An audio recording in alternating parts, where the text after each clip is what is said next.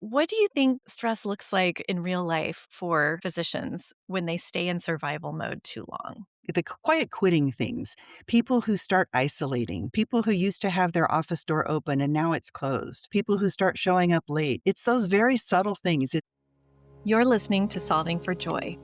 I'm your host, Dr. Chrissy Ott, a multi boarded integrative physician and professional certified life and career coach. This podcast is about joy, what it means, how we find it, and the creative ways people are solving for it in their own lives. I'm so glad you're here. Hello and welcome back. Today, I want to talk about something that I think many of us in medicine have seen, experienced, or quietly carried ourselves: the challenge of sustaining a meaningful career in healthcare without losing connection to who we are in the process. Because the problem is that medicine teaches physicians how to achieve, but not always how to sustain themselves. So many physicians and healthcare professionals are navigating burnout, communication strains, leadership pressure, conflict within their team, and emotional exhaustion, while still trying to function at a very high level. And there's little space to pause and ask, how do we keep doing this work in a way that's sustainable, connected, and deeply human? How do we create a career and a life that still feels meaningful? Today, I'm fortunate to be joined by my friend and colleague, Dr. Ann Hirsch. Ann is an internal medicine physician, physician career advisor, coach, and healthcare leadership and clinician communication strategist. She works with physicians and healthcare leaders around communication, professionalism, professional growth, leadership, and long-term career sustainability. And what I appreciate so much about Ann's work is that underneath all of those conversations about communication, leadership, burnout, and professional growth is something deeply human, helping physicians reconnect with fulfillment, purpose, connection, and the possibility of actually enjoying their lives and careers again. So here we are, solving for joy with Dr. Ann Hirsch. I'm so glad you're here. Thank you so much for inviting me, and thank you for that introduction. That was amazing. That's really what we're all about, and what I love to do, and what gives me joy. So that was perfect. Thank you for that. Oh, absolutely. And I know a bit about your backstory, and our listeners are going to learn more about how you have chaired physician peer review committees for many years for a large healthcare organization. Tell me a little bit about how you got there, and then connect the dots from there to the coaching that you do today. It's kind of an interesting story because back in the day, maybe 20 years ago, 15 years ago, I had no plans to get into physician leadership. I was kind of thrown into it, as many of us are, not Yeah. really knowing what I was doing. I was initially asked to serve on the medical executive committee at the hospital. Then I was asked to be the Department of Medicine chair. And then I was asked to be the president of the medical staff. And the natural progression at that time was to become chair of the peer review committee. Fortunately or unfortunately, I'm not sure which, all of the presidents after me did not want to serve as the chair of the peer review committee. So I just kind of kept doing it by default. So I ended up doing it for 11 years, which was amazing because it took a few before you actually got good at it. You know what I mean? Yeah. And then about 2.5 years ago, they developed a regional peer review committee that served 8 hospitals across Oregon. And I was co-chair of that committee as well. And it was kind of through that work, recognizing the difficulties that physicians have with communication and behavior that, if addressed early, can prevent them from ever having to go through the peer review process. That made me think, if I'm going to be involved in the disciplinary side of medicine, I want to be involved in the wellness side of medicine. Would you please help orient some of our listeners to what exactly a peer review committee is? Because to you and me, we know what that's about. It's about physician discipline, but what kinds of things get referred to a peer review committee? Interestingly, probably about 90+% of what we dealt with was behavioral issues, communication, tone of voice, body language, that kind of thing.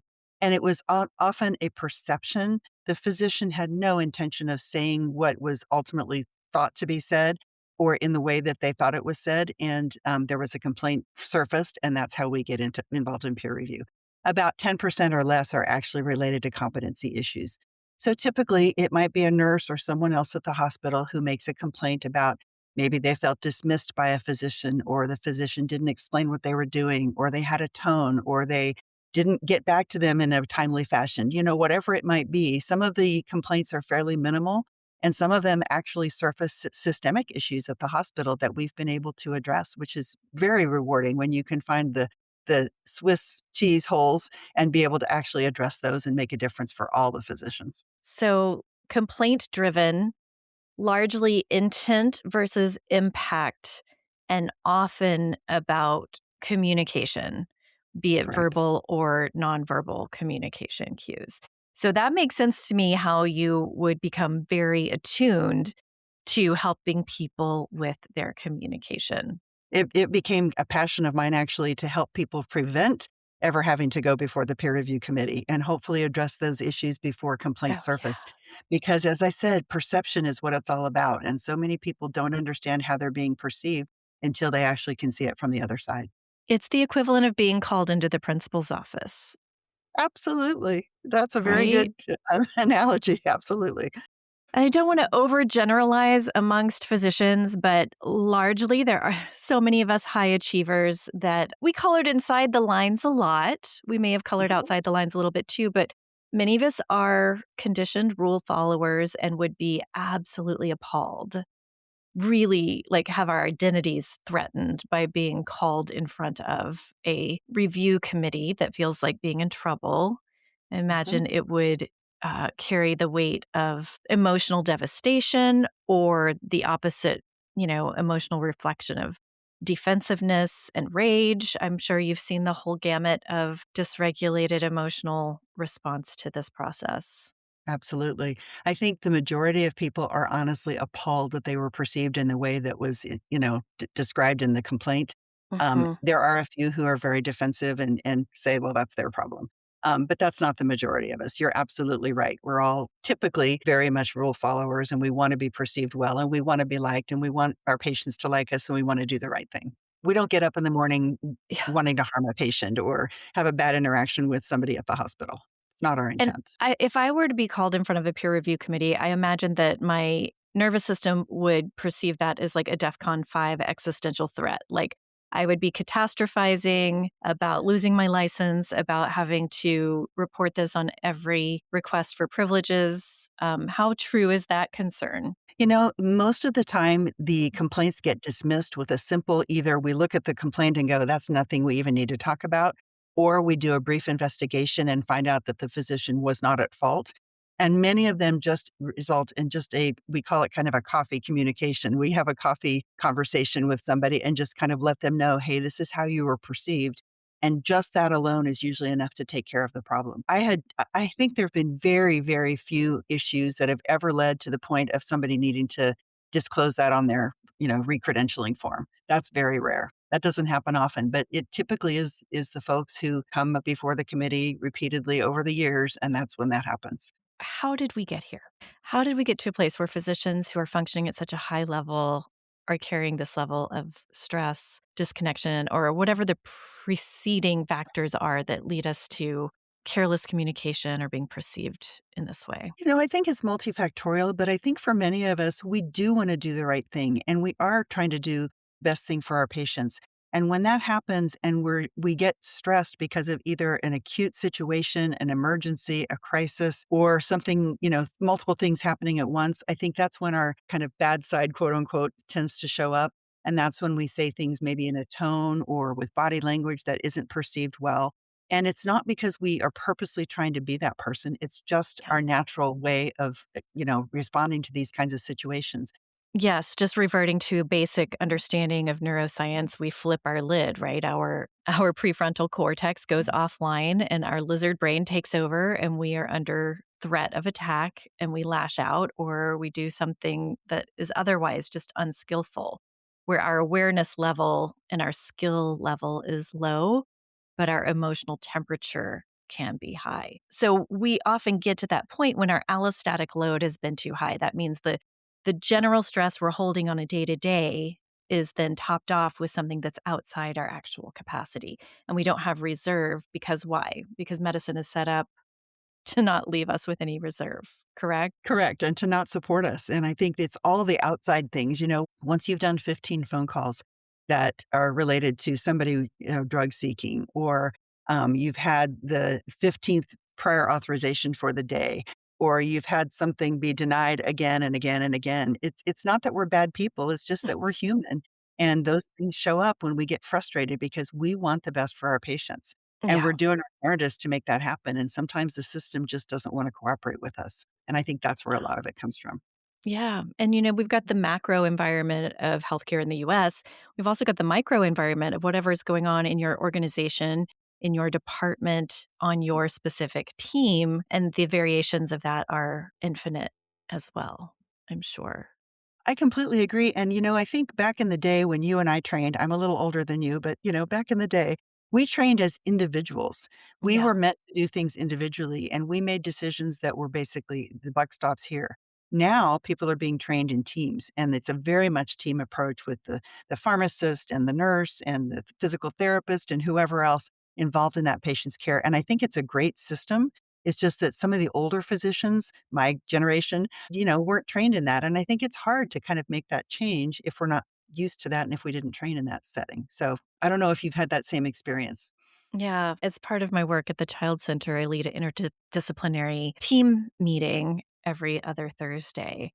And gathering together in that like team huddle is such a game changer. Mhm. I was just having like, as you were saying that, I was having this little visual fantasy of buying everybody basketball jerseys that says, like, Team CMFC, because those little humorous things do actually sometimes have deeper unifying meaning. Absolutely. I love that. That's Yeah, perfect.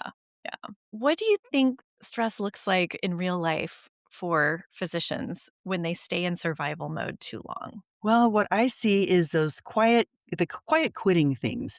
People who start isolating, people who used to have their office door open and now it's closed. People who say, I don't want to take that extra patient at the lunch hour or at 5 o'clock. People who start showing up late. It's those very subtle things. It's not overt, I'm pissed and I'm going to be angry and I'm going to say nasty things. It's the quiet quitting kind of things that we do just to kind of, I don't know, separate ourselves from the muck of what's going on outside. I think that's what I do when the stress is hitting. I really appreciate you calling that out. Certainly talked about quiet quitting a lot when I was doing organizational well-being leadership. And something that Tate Chanafelt said to me a long, long time ago was really stuck. It was about discretionary effort. So we become interested in self-preservation and we withdraw because we are just trying to preserve ourselves. That Mhm. means we are signaling to the entire external environment, I have less availability for you. Except we're in a service role, so it doesn't really work out. I mean, it is a red flag that something's gone wrong.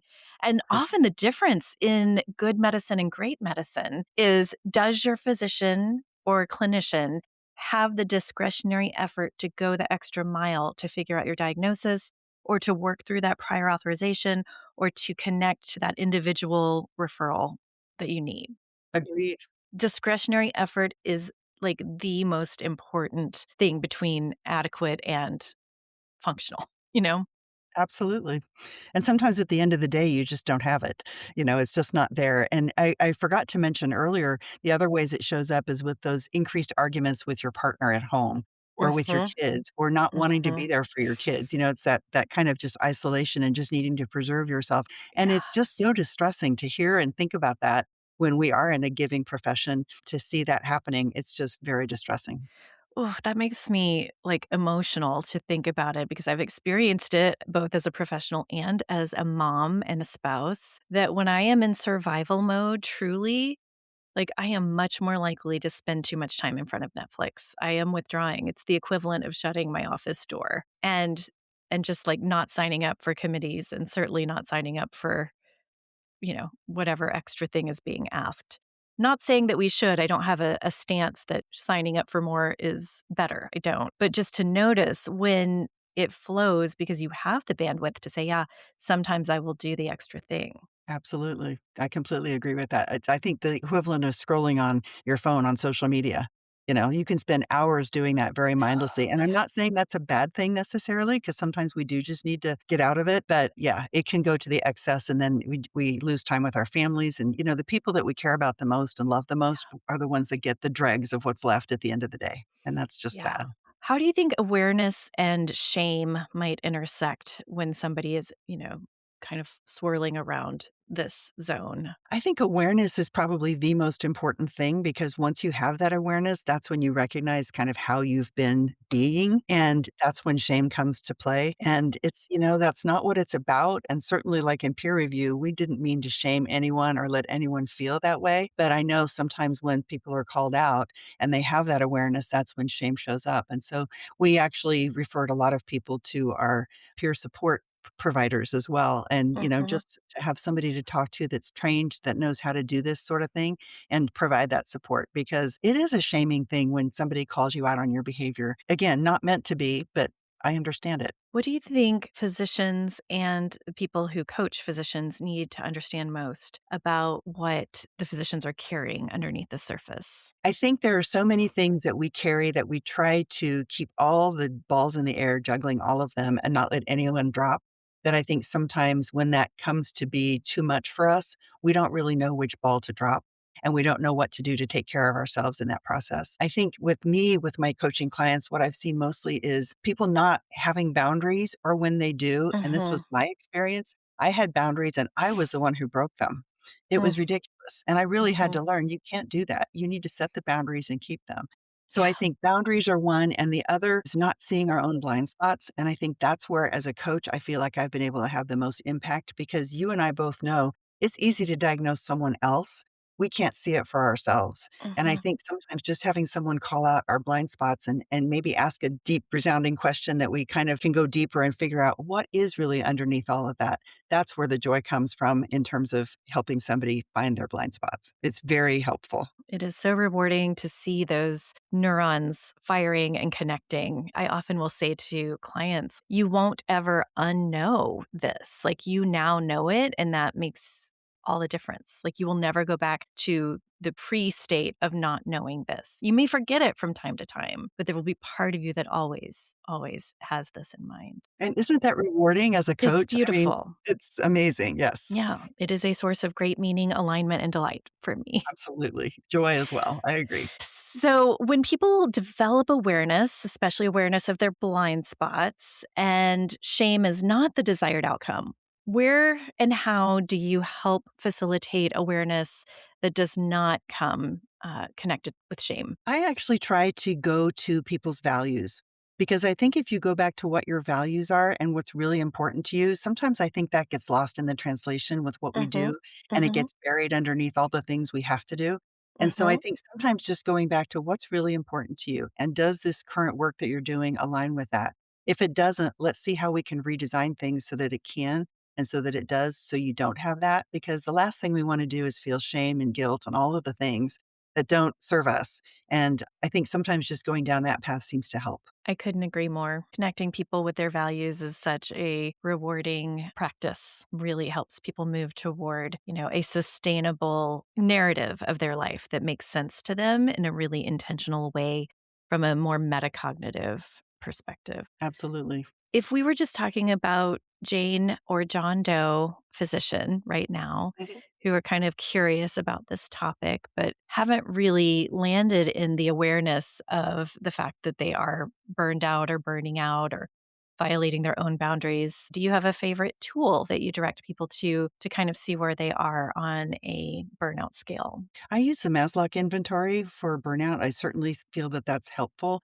I actually recently became certified in using the DISC profile. And sometimes Mhm. just understanding your own behavior and how you need to be communicated with and how you communicate with others can be really helpful. So that's usually the first thing I do with my clients is just so we can kind of understand each other. Mhm. And that seems to be helpful. So there's a lot of tools out there, I think. But Mhm. sometimes, people, again, as you said, they don't recognize it. So it's when you get that first inkling, maybe you're not closing your charts or you've gotten that first patient complaint. Something didn't sit with one of the MAs you work with at the office, or Mhm. somebody's made a complaint to administration, or you've had an interaction with a colleague that just didn't go the way you wanted. Those are the early warning signs that maybe you need to reach out for help before things progress to the point that then shame is definite. Yes, or you get called to the peer review committee or you rage quit or some combination. Exactly. thereof. That's what we don't want. Absolutely. Yeah, yeah. What do you think helps physicians reconnect with themselves again? I think it depends on the person, but really getting back to what you love. And sometimes we forget that because through medical school and residency and all of our training, fellowship, whatever we've gone through, I think that stuff gets put on the side and on the back burner, and we don't do that. So whether it's traveling, whether it's exercising, whether it's eating healthy and cooking good food, whether it's connecting with friends, I think COVID did a big disservice in that regard because I think that connection that we all had kind of got pushed off to the wayside. And so I think that getting back with the people that you love and people that you care about, and also people that are going through the same thing as you. So I love it when doctors get together and just chat about things because I think it can be so healing because we at least all have the same lived experience and we know what we've gone through to get where we are and we understand Mhm. each other. Yes, a culture of community and communication makes such a Absolutely. difference. I totally agree. Think about the power of friendships at work also. There's a Mhm. book called The Business of Friendship. Shasta, I'm not going to bring out her last name right now, but we'll link it in the show notes along with the Maslow Burnout Inventory. It talks about the importance of friendships at work, that friendships at work make a difference in productivity, work satisfaction, and so much more. You know, we know how important community and social connection is for our health, and we spend a lot of our life at work. So, social connection at work, thereby, is super important. It talks about how repeated experiences of like a positive experience plus vulnerability plus time is kind of the three-sided triangle that, we go through that over and over again to build those relationships at work. So if you are a person involved in a work community, thinking about things that will cause laughter, things that are sort of inside jokes that are positive interactions, like we know that we need 5 to 1 positive interactions to actually create an amazing team. This is part of Positive Intelligence by Shirzad Shamin, which is an amazing resource for Mhm. small teams and large teams for that matter. But more positive connection, more vulnerability, and repeat that over time makes all the difference in the world. Agreed. And I also think doing things outside of work that aren't work related, like I remember the most fun I ever had was playing on a softball team. I was horrible, but it was all my colleagues and we were on softball teams and I was absolutely miserable as a player, but I had the best time because I Oh, was doing something outside of work with people that I really cared about. So yeah, that was great. I love that. What do you think a meaningful life in medicine actually looks like today, Anne? That varies again for people depending on where they're coming from, but I think something that allows you to really serve your purpose and live your life's dream of taking care of patients in a way that also supports you as a person and that doesn't kind of shove that off to the side and not allow you to shine through as the person that you're meant to be. And Mhm. finding that balance admittedly can be very difficult in today's world and with today's medical situation, shall we say. Mhm. But I think if you can find that and make sure that your values are aligned with what you're actually doing, again, that can be really hard sometimes, but if you really dig down, it can happen. And figuring out what's the most important to you. If making money is the most important thing, then you're going to want to be working 12, 14, 16 hours a day. If being with your family is the most important, maybe you're only going to work part time. Yeah. You have to make it work for what's important to you, and I think getting back to those values is what really makes a difference. That's so true. I mean, some people have phases in their career where earning income and getting out of debt is their most important thing. And they just have to remind themselves during those long, hard days that they are serving a top value for this season. I also Agreed. think, the dose makes the medicine, right? So I love Baskin Robbins Rocky Road ice cream. But if you showed up with a cubic yard of it in my front yard, I would not be grateful. Absolutely not. I would not Totally agree. find that amusing at all. And No, I feel the same way about medicine. I love medicine. I love being a doctor. I love helping patients. I love getting down in the weeds and figuring out something really challenging. I love advocating for them. I love it, love it, love it. And if you drop off a cubic yard, I'm not okay with that. totally agree. That's exactly how I felt. Yeah, I love doing what I do, but doing it to the exclusion of all else is not healthy. So you have to find Yes. that balance, and it can be tough. Yes. It's a Rumpelstiltskin type situation. You might really love spinning hay into gold, but an entire room full night after night is not what you're looking for. Absolutely. I love that analogy. That's great. That is not a joyful situation. No, not at all. What are you finding helps physicians most moving from survival into actually enjoying their lives again? Again, I think finding their purpose and making sure that what they're doing aligns with that. It's interesting because some of the people I've coached have come to me and said, "I just hate getting up and going to work every day." And that's just awful. And so we kind Mhm. of went back to what's important to you and what does a good work day look like for you and a good work Mhm. situation. And when Yeah. that all aligns, things can move forward in a swimmingly.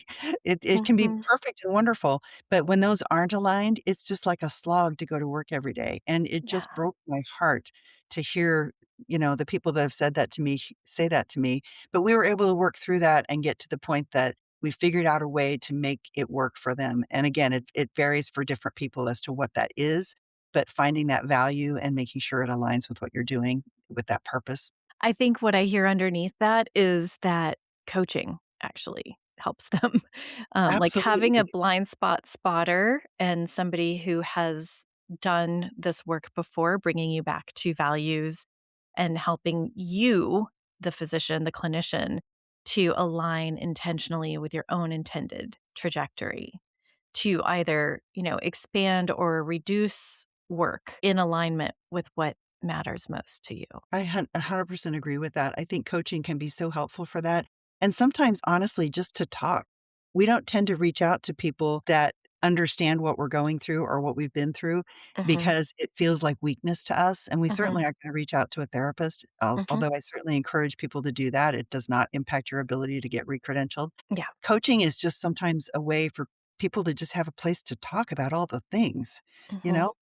Yeah, Sometimes just having that listening ear and somebody, like you said, who can pull out the blind spots can make all the difference. yeah, a little healthy space, a little time out of time. How did you first interact with coaching, Anne? I first came about it when we had a coaching initiative at the hospital, and I recognized when every person literally to a person, everyone said they liked the one-on-one coaching the most. And they did group coaching, they did one-on-one coaching, and they had didactic sessions. And when I heard that, there was something in me that said, "You need to get certified." And I immediately searched out a way to get certified and became a certified coach back in 2022. And I've been doing it ever since, and I absolutely love it. It just makes such a difference for me and for the clients I serve.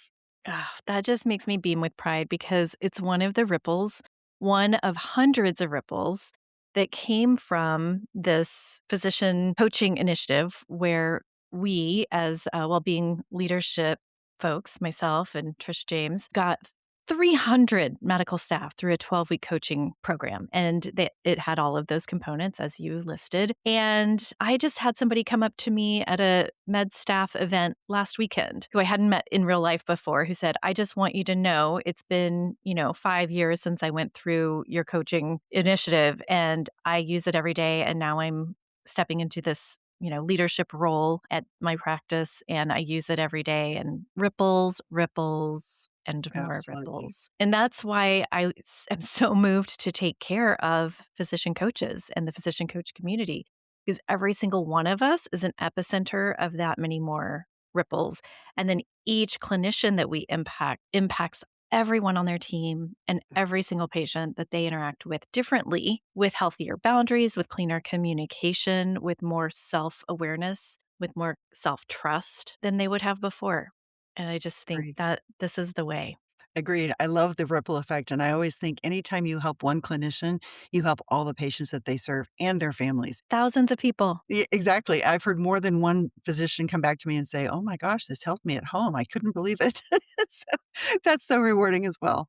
Ah, it's so rewarding. And then it helps, the next generation because they grow up with an adult in their household who had a grasp of what it's Mhm. like to be emotionally literate, to have more self regulation tools, to not be so face planted in their thoughts, to actually be able to step up and out and observe their thoughts and think, oh, I may not have to believe this thought all by itself.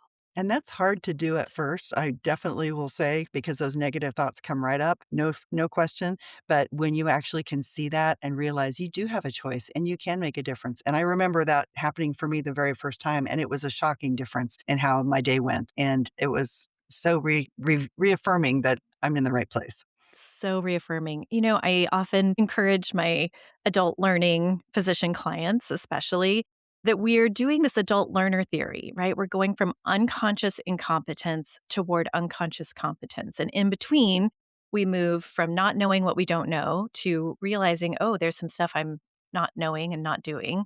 And then we become better at it, but we're still working really hard, like you described, like noticing, oh, I'm still doing that thing. And then eventually we get to a level of mastery, just like driving, where we are no longer having to consciously think so much about steering and working the pedals and the gear shift all at the same time. It Mhm. just kind of all flows together. Absolutely. And I I see love that that. happen. It's such a joy for me to see clients say, oh, I'm not even falling for that so much anymore. Oh, that's so encouraging. I love that. Yeah, that's the Yeah. best thing to hear from a client is, yeah, It's I don't do so that anymore. beautiful. What is solving for joy looking like for you personally right now, Anne? I know that you're retired from clinical medicine, so that Mhm. is a different stage of development, but also entrepreneurship and consulting. So, what's bringing you the most meaning, alignment, and delight these days? I love you asking that question because for me, it's definitely being able to coach my peers and make a difference, and when you see that difference, it Mhm. is absolutely rewarding. Mm. I think the other thing that I'm doing right now is teaching medical coding, and beyond the financial improvements that that has shown, what's been so interesting and really unexpected was the esprit de corps that happens at a clinic when you've come in and make a difference with coding. The level of confidence and feeling valued for the work we do.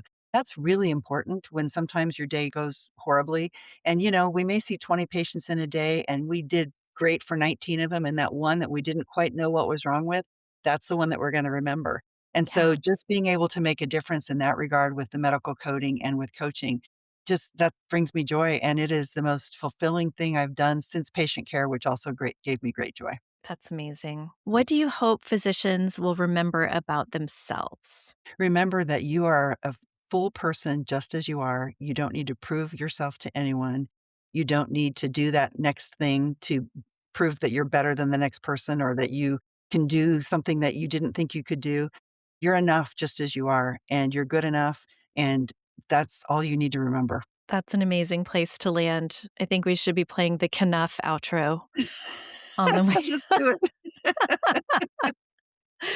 on the way out. Yes, friends, you are not alone. You are not bad, even if you have actions that you're not proud of, like we all do. That just Absolutely. is a signifier that you're human and that we were not designed to be perfect or to be robots. Getting support and social connection matter. That might look like a friend, a physician, peer. It might just look like finding a coach to spend a little time with. I hope that you will find what you need so that it is easier and easier for you, my friends, my community, my colleagues, to solve for joy because your joy matters. Love Thank you that. so much, Anne. We will have Anne's contact information in the show notes. I appreciate you taking the time to be here with us today. Thanks again so much for inviting me. This has been really a true pleasure. Thanks again to Dr. Anne Hirsch for such a meaningful and helpful conversation. If you are a clinician listening and notice some of these signs in yourself, withdrawal, the loss of discretionary effort, the sense that you are functioning but not really feeling like yourself anymore, please know that you are not alone.